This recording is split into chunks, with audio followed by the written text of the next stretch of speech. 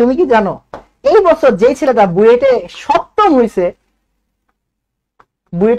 হইছে ওই ছেলেটা আমার ব্যাচ প্রতীক্ষা মানে 24 ব্যাচের স্টুডেন্ট। বুয়েটে যে 61তম হইছে আমার ব্যাচের স্টুডেন্ট।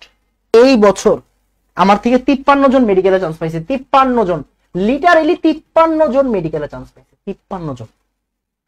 আমি তো শুধু কেমিস্ট্রি পড়াই। 53 জন মেডিকেলে চান্স পাইছে। বুয়েট, চুয়েট, রুয়েট, কুয়েট আপনারা নাম শুনছেন হয়তো, আপনাদের বড় ভাইরা পরে হয়তো। 337 জন চান্স পাইছে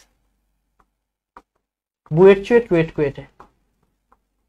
বুয়েট, চুয়েট, রুয়েট, কুয়েট, এই যে বুয়েট, চুয়েট, কুয়েট, রুয়েট, 337 জন চান্স পাইছে আমার পেইড স্টুডেন্ট।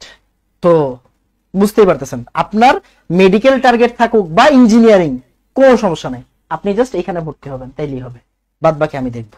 তো তোমার টেনশন নাই, তুমি আমার পড়ানো 10ম ব্যাচ, মানে সব 27 মানে কি 10 নাম্বার ব্যাচ তোমরা আমার।